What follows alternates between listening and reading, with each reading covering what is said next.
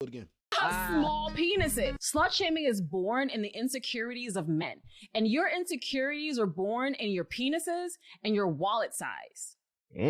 Because honestly, and I'm gonna be super frank here, Bruh said, I never heard a big dick man with not just big dick energy, not just BDE, but a man who's well endowed. I've never seen a well endowed man call a woman a whore. Okay. It's always the man who can't handle a sexually advanced woman in the bedroom. Okay. When a woman is able to discern better, she's able to make more acute decisions, which means that a lot of men are going to be rejected because now she's seen more penises. She's seen small ones, large ones, fat ones, skinny ones. She's seen brown ones, yellow ones, black ones, white ones, pink ones. Well, I'm not done. She's seen circumcised, uncircumcised. She's seen low-hanging balls. She's seen high-hanging balls. She's seen hairy ones. Okay. All right. So she's seen all. That's a lot of penises. All the penises. Not slut shaming, but it's a lot of penises. Okay. Right? Okay. But now what she has is this grading curve. She has this discernment. Educated women are able to make more educated decisions. When women are able to make more educated decisions, more men get rejected. When women are able to make more educated decisions, more women get rejected. I'm taking a second to just track the logic. As you are exposed to more in life, you have more information and more contrast to choose what you like and don't like, and you are possibly more selective or discerning. So okay, I can get this. More men get rejected. If you hook up with somebody or meet somebody or encounter somebody that hasn't seen a lot, they may be impressed by anything. Would be another way that I guess I would rephrase what she's saying. It's that rejection that the male ego cannot stand, which is why there are incels in the world who are beating, raping, murdering, and deforming women because they're being rejected. The male ego is dangerous and it cannot handle rejection. So therefore, ergo,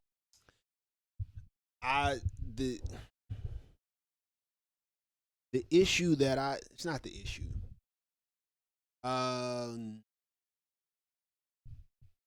When I hear stuff like this, of course I have to add in my own grains of salt.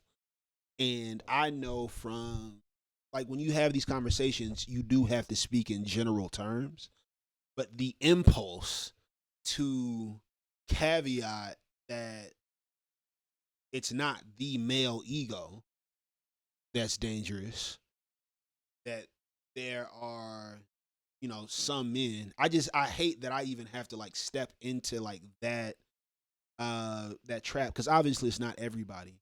But of course the first thought in my brain as somebody who has a male ego is, I don't consider my ego dangerous, even though I agree with what she's saying, that there are guys, there's niggas out here that feel rejection and experience rejection as a personal attack and respond as if they were personally attacked. And most people, when they are attacked, their gut response is to attack back. And it is definitely men out here that will try to fuck you up when they feel rejection as a defensive response. Another trap that I'm not going to step into, but as it's worth mentioning, a lot of people have dangerous and unhealthy responses to rejection, and we hurt each other in different ways. But other than the absolute terms, I'm with it. I'm following. I'm tracking. So if a woman is shamed, sexually shamed, it makes her not want to exercise her right to gain the same sexual education that men get. It allows her, without that. I think that's the thing that and again, nothing she's saying is wrong. It's just narrow. Nothing she's saying is wrong. It's just narrow. I don't think people understand how little sex a lot of men are getting. I don't think people understand how few options a lot of men have. Um, I didn't understand it. I was unaware that it's cats, going on year and 2 year and 3 year droughts out here. So I think a lot of these conversations take small percentages of the population, and not even the same percentage all the time. I don't think the men that are getting all of the sex are the same men that are fucking people up when they get rejected. So it's like we pick these small pockets of any given group and weave truths about these small pockets into what our worldview, right?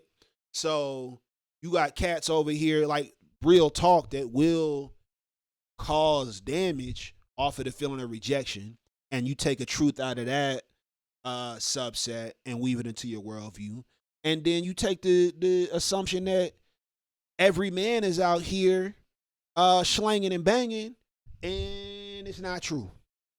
I ain't gonna tell none of my business, but I've learned that no, most men are not having the amount of sex that the story taken from a smaller percentage of men